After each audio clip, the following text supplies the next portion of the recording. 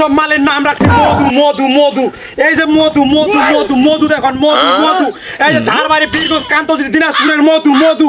ঝাড়বাড়ি বীরগঞ্জ কান্তজি দিনাজপুরের মধু মধু। ভাই মধু লালে লাল লালে লাল।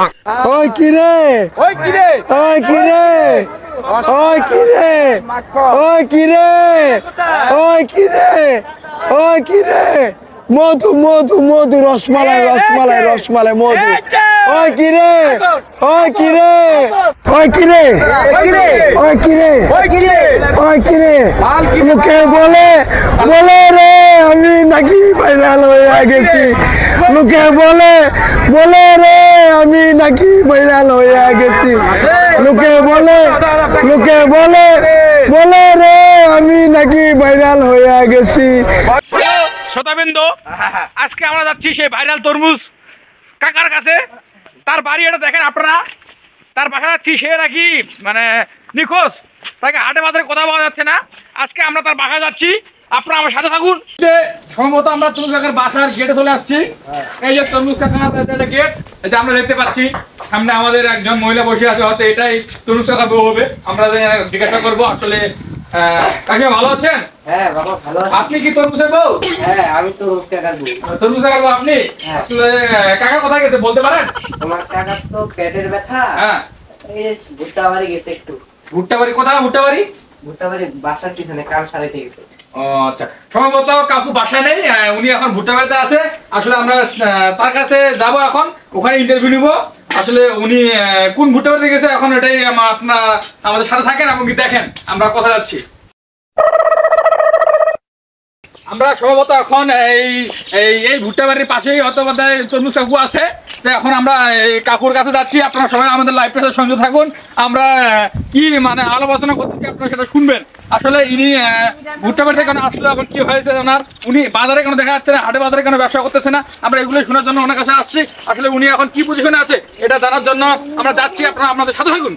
শতাবিন্দু, যেহেতু তরমুজ কাকার বউ বললো যে উনি ভুট্টা ক্ষেতের পাশের ভুট্টা ক্ষেতে থাকার কথা, সম্ভবত এই ভুট্টা ক্ষেতে উনি আছে। এখন আমরা এখানে প্রবেশ করবো, আসলে দেখি উনি এখানে আছে কিনা, এটাই আপনাকে দেখাবো। ওই কি রে ওই কি রে ওই কি রে মধু মধু মধু মধু। এই হুমন্দির বলারা এনো মধু না, এনো আমার গু। আমি হাগু দিতেছি। এই তখন কি কেন হাইগা শান্ত পাবো না রে? যেনু যাই সেনু তোরা শুধু আমার অত্যাচার করছ। আমার জীবনটাই তোরা শেষ করে দিলি, জীবনটা জ্বালাময় করে দিলি তোরা। কি হইলাম আমি, কি ভাইরাল কারে ভাই? আমি তো ভাইরাল জানি না। সরি আপনারা হাঁকার হিসাব করতে সরি সরি। আপনি গেলে আমাদেরকে একটা ইন্টারভিউ দেন, একটা প্রশ্ন গেলে অ্যান্সার দেন, আমরা এখান থেকে চলে যাবো। এই এই কি সরি, এই কি সরি? তোর সরি জন্য কি আমি মরি নাকি? এই কি সরি? এই বাবারা, আমার হাগা এখনো ক্লিয়ার হয় নাই, ঠিক আছে? তো আমার দয়া করে আমার হাগার সময় ডিস্টার্ব করো না। তোমরা আজকে যাও, তোমরা কালকে আইসো। কালকে আমি বাড়িতে থাকবো শান্তি মতো সুস্থ মতো। তোমাদেরকে আমরা যা ইন্টারভিউ নেওয়া লাগে আমি সব ইন্টারভিউ তোমাদের কালকে দিব। আজকে আমি হাগা দিতেছি, এমনি আমার হাগাটা ক্লিয়ার হোক। আমার পেটের ব্যথা এখনো যায় নাই, ঠিক আছে? আমার হাগাটা ক্লিয়ার করি, কালকে আসো বাবা। শতাবিন্দু, আমরা আন্তরিকভাবে দুঃখিত। আজকে আমরা এই তরমুজ কাকার ভিডিও নিতে পারলাম না বা ইন্টারভিউ নিতে পারলাম না। উনি বর্তমানে হাগাতে খুব কষা হচ্ছে, ওই জন্য উনি আজকে ইন্টারভিউ দিল না। আমরা নেক্সট কালকে আবার আসবো, আপনারা আমাদের সাথে থাকুন। আমরা কালকে ইন্টারভিউ নেওয়ার চেষ্টা করব এবং কি আপনারা শুনবেন আসলে আমরা কি ইন্টারভিউ নিচ্ছি। হ্যালো শতাবিন্দু, আজকে আমরা চলে আসছি তরমুজ কাকার বাসায়। উনি তো কালকে আমাদেরকে বললো যে উনি আজকে আমাদেরকে ইন্টারভিউ দিবে, এই জন্য আমরা আজকে চলে আসলাম ওনার বাসায়। এবং কি আপনারা আমাদের সাথে থাকুন, আজকে ওনার কাছে আমরা ইন্টারভিউ নেবো এবং কি শেষ পর্যন্ত দেখবেন আমরা আসলে ওনার কাছে কি ইন্টারভিউ নিই। আমরা ওনাদের বাসায় কাছাকাছি চলে আসছি, এখন আমরা ওদের বাসায় ভিতরে প্রবেশ করবো। হ্যাঁ, ব্যাপার কি? প্রচুর গ্যাঞ্জাম।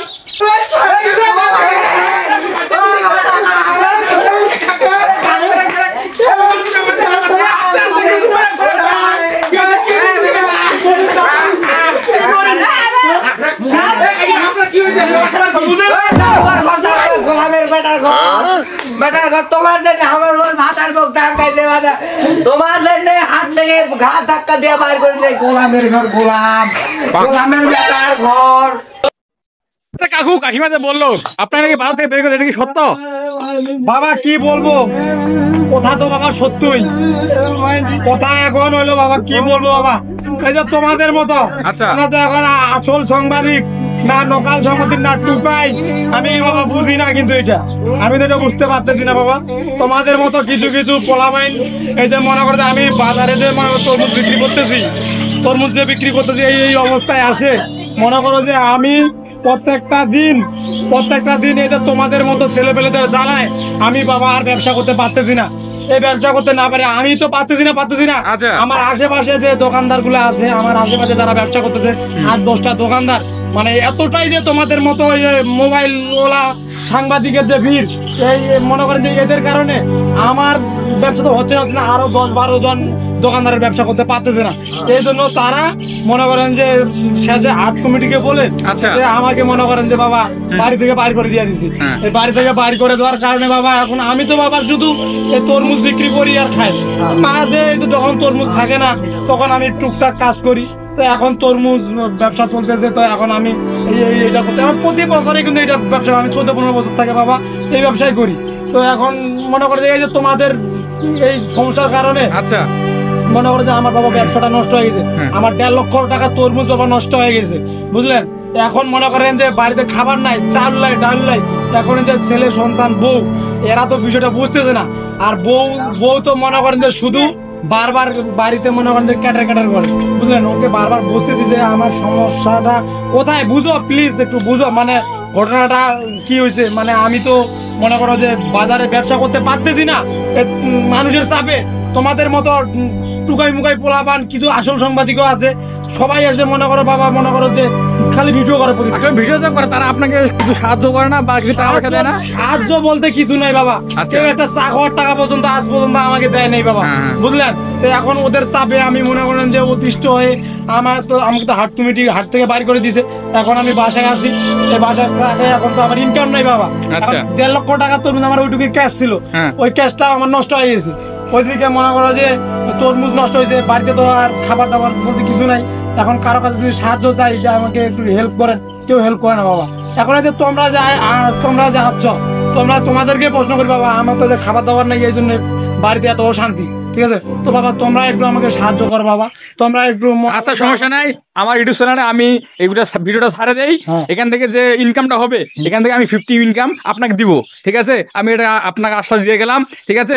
এই ভিডিওটা ছাড়ার পর যে ইনকামটা আসবে অর্ধেক ইনকাম আপনাকে আমি বাসায় দিয়ে দেবো। কাকা তাহলে আপনি কিছু দিয়ে দেন আমাকে, আপনি কিছু দেন। আচ্ছা কাকা, আমার তো ইনকামটা এখন নেই, প্রথমে ইনকামটা যদি পাই আপনাকে দিয়ে দেবো। এটা কেমন কথা হইলো কাকা? তাহলে আমি কি খাবো এখন? যে আমার কিচ্ছু নাই, আমার যে সংসারে অশান্তি, টাকা পয়সা নাই, এখন আমি কি খাবো? ব্যবসা করতে পারতেছি না, এখন আমি কি খাবো? কাকা তাহলে আপনি কিছু দেন।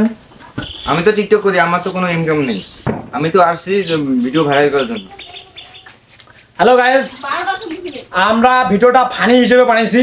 আসলে ভিডিওটা যদিও ফানি ভিডিও, তবুও কিন্তু এখানে আমরা এক ধরনের একটা প্রতিবাদ করছি। প্রতিবাদটা এখন আপনারা আমাদের ভিডিওর মাধ্যমে যে বুঝতে পারছেন কি না, আসলে আমরা যে প্রতিবাদটা এখানে করছি সেটা হলো যে মনে করেন যে দেখেন এইরকম এই যে তরমুজ বিক্রেতা কাকাকে যেভাবে ভাইরাল করা হয়েছে, এভাবে অনেকজনকেই কিন্তু পাবলিক ভাইরাল করছে। যেমন যে ইন্ডিয়ায় বাদাম বিক্রেতা, তারপরে রানু মণ্ডল, এরকম অনেকজনকে কিন্তু মনে করেন যে ভিডিও করে ভাইরাল করছে, আপনাদের মতো আমাদের মতো মানুষগুলোই। কিন্তু দেখেন শেষে মেশে তাদের কিন্তু উপকার বলতে কোনো কিছু নাই। দেখেন আপনারা তাদেরকে যে টাইমে ভাইরাল করা হয়েছে তখন কি পরিস্থিতি ছিল, আর এখন দেখেন যে এখন কিন্তু আবার তারা ঠিক সাবেক আগের পরিস্থিতিতে চলে আসছে। এতে কিন্তু তাদের কোনো লাভ নেই। কারণ মনে করেন যে দেখেন এই যে আমরা যে একটা বিষয় বুঝাইছি আপনাদেরকে, যে আসলে যারা সাংবাদিকরা ভিডিও করতেছে, আসলে এখন এই যে তরমুজ বিক্রেতা কাকার মনে করেন যে ব্যবসাদের দিকে হচ্ছে না, ব্যবসার ক্ষতি, ব্যবসার লস, মানে ব্যবসা উনি তো করতেই পারতেছে না সাংবাদিকের চাপে। তো এখন এই সাংবাদিকের কাছে যে মানে সাহায্য চাওয়া যাচ্ছে, সাংবাদিকরা তো সাহায্য করে না। তারা মনে করেন যে ওনাকে নিয়ে ঠিকই ইনকাম করে নিচ্ছে, কিন্তু দেখেন ওনার কিন্তু কোনো এখানে লাভ নাই। ওনাকে কিন্তু কেউ 2 টাকা দিয়েও সাহায্য করতেছে না। আমরা ট্রোল করতেছি, আমরা মজা করতেছি, মজা নিচ্ছি, কিন্তু আসলে হিসাব করে দেখেন ওইদিকে একটা ফ্যামিলি প্রায় মনে করেন যে গরিব ফ্যামিলি নষ্ট হয়ে যাচ্ছে, ওরা অধপতনে যাচ্ছে, তাদের সংসারে অশান্তি হচ্ছে, কিন্তু মনে করেন যে পাবলিক তো এটা বুঝতেছে না। যেমন এই কথাটা বাস্তব যে এই সাংবাদিকের সমস্যার কারণে কিন্তু ওই তরমুজ বিক্রেতা কাকাকে বাজার থেকে বাইর করে দেওয়া হয়েছে। তো এতে ওনার ক্ষতি হয় নাই? অবশ্যই ওনার ক্ষতি হয়েছে। এখন উনি তো সেরকম মনে করেন যে 8-10টা ধনী লোকের মতো চলে না, উনি ওই ছোট একটা ব্যবসা করেই চলে। তো ভাই মানে এটাই, যদি মনে করেন যে আসলে এইভাবে এটা মানে এরকম ভাবে কোনো পরিবারের কোনো ক্ষতি করাটা ঠিক না, আসলে আমরা এই বিষয়টা বুঝতে চাইছি। তো আমাদের ভিডিওতে যদি কোনো রকমের মনে করেন যে ভুল ত্রুটি হয়ে থাকে বা আমরা যদি ভিডিওর মাধ্যমে যদি মানে কাউকে দুঃখ দিয়ে থাকি, আমরা তো কাউকে দুঃখ দেওয়ার মতো এরকম ভিডিও তৈরি করি নাই। সো গাইস কেউ এটা মানে সিরিয়াস মাইন্ডে কেউ এটা নেবেন না, এটাই আর কি। ধন্যবাদ।